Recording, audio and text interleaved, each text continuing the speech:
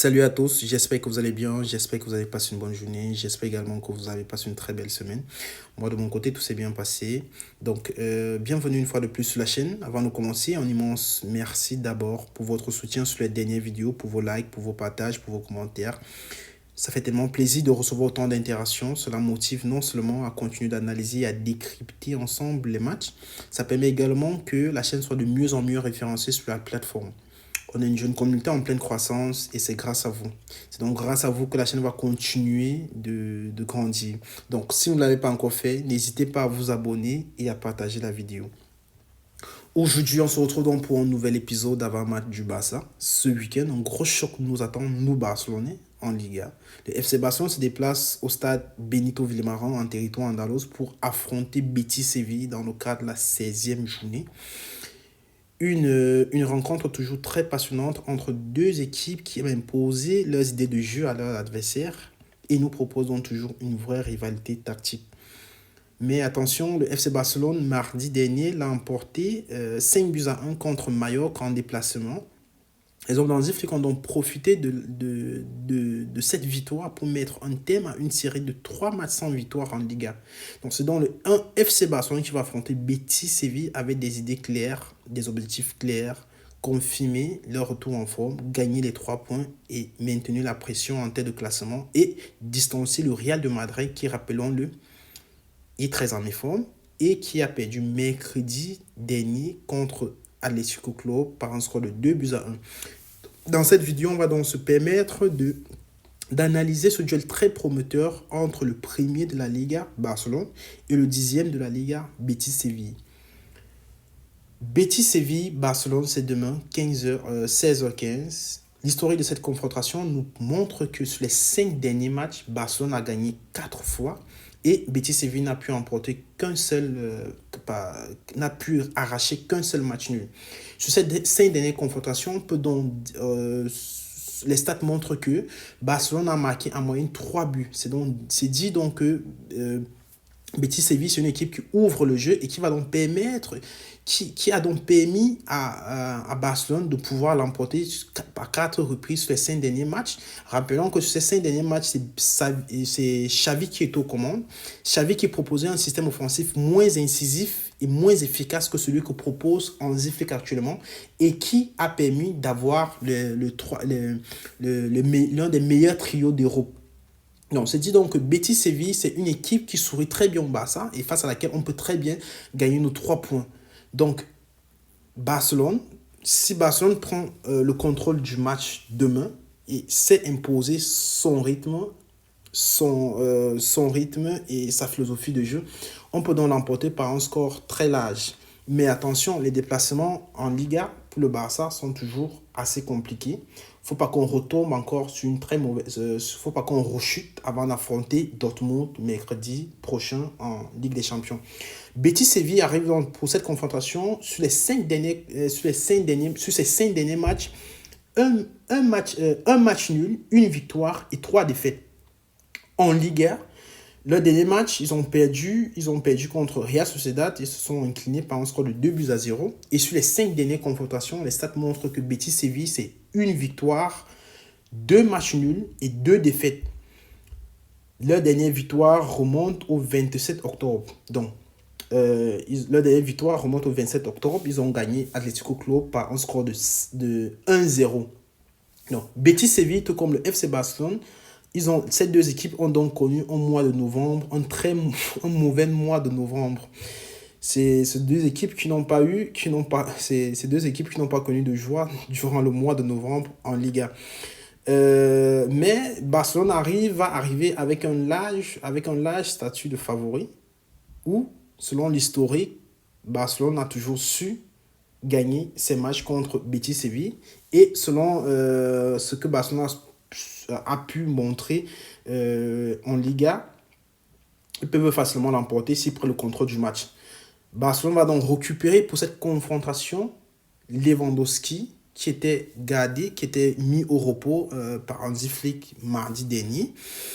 Et a donc bénéficié également du fait que ils ont joué mardi et que Betis Séville a joué mercredi en Coupe du Roi. Ils ont affronté une équipe de deuxième division sans Andran, où ils se sont imposés par un score de 3-1.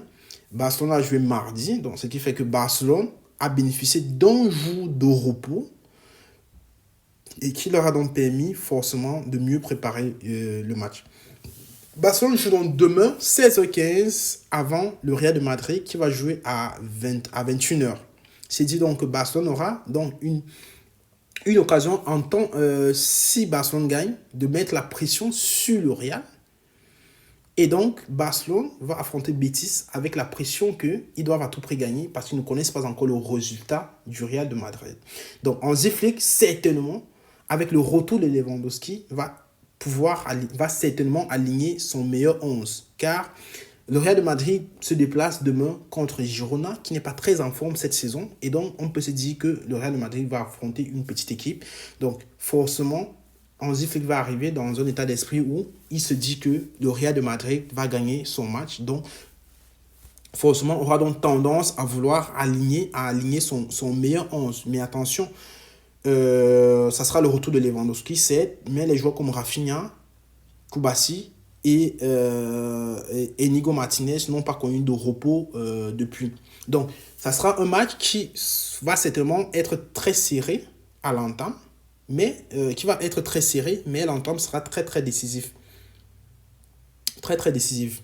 Donc, je veux dire que avec le fait que Barcelone joue la semaine prochaine en Ligue des Champions, ça sera un match que certainement Hansi Flick ne voudra pas non seulement prendre de risques, voudra certainement prendre le contrôle, mais avec la mauvaise forme et la volonté de Real Betis de vouloir revenir, de vouloir retrouver de vouloir gagner le match, de retrouver la victoire à domicile, ça peut se montrer très compliqué pour le FC Barcelone. Espérons donc que Barcelone puisse avoir le contrôle du match et pouvoir gagner ce match. Alors, en compo probable, moi, je me suis permis de proposer un 11 probable que moi, j'estime que ça peut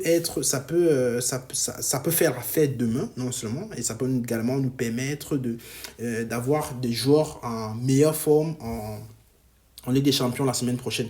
Donc, au goal, j'ai proposé Eniki Pina. Je pense qu'on peut continuer avec Eniki Pina, certainement. Parce que c'est pas un match où on va peut-être se permettre de donner la chance à Chesney. C'est un match assez décisif, c'est un match très très crucial. Avec l'avantage que Barcelone a pris mercredi, je pense que ce ne serait pas une très bonne idée que Barcelone perd le match demain contre Betis. Donc forcément, moi je vais proposer le meilleur 11 du Barça. Donc au goal, Eniki Pina, en charnière centrale, malgré le fait que ces deux joueurs n'ont pas vraiment connu de repos.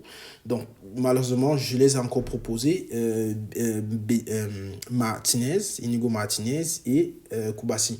En latéral gauche, évidemment, Baldé, qui est de retour en forme. Et en latéral droit, Koundé. En double pivot, je suis parti avec Pedri et Casado pour nous assurer le contrôle du match. Certainement, avec la fatigue de Betis Séville en deuxième mi-temps, on pourra remplacer Casado par Frenkie de Jong. En ailier gauche, j'ai mis Fimin. J'ai mis Fimin pour que Fimin puisse assurer la première mi-temps et que certainement, en deuxième mi-temps, Barcelone puisse profiter de la fraîcheur et de l'énorme motivation, la forme physique de Rafinha actuellement, de pouvoir le faire entrer à la deuxième mi-temps. En 10, Daniel Olmo, qui a connu sa titularisation, qui est revenu sur le 11 entrant lors du match en semaine contre Mallorca. Et en ailier droit, mettre donc Lamine Yamal, qui aura encore à charge de pouvoir faire le jeu, nous délivrer des belles passes décisives, nous délivrer de très belles passes clés. Donc, et en pointe, retour dans le 11 titulaire de Lewandowski. Tel est dans mon 11 de départ pour affronter Betis Séville demain. Je pense que cette équipe peut largement faire l'affaire.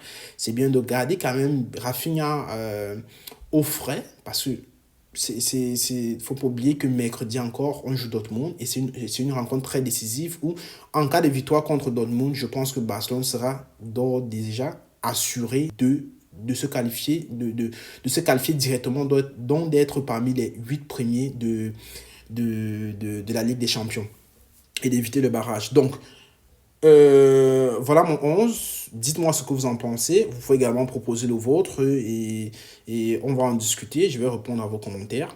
Donc, les gars, voilà mon 11. Et en termes de pronostic, je sais que ça sera un match très serré. Ça sera un match très serré où les deux équipes sont assez prudentes. Et je pense quand même que on va réussir quand même à trouver des ouvertures et certainement créer des espaces pour pouvoir développer notre jeu. Donc, ça sera un match pour moi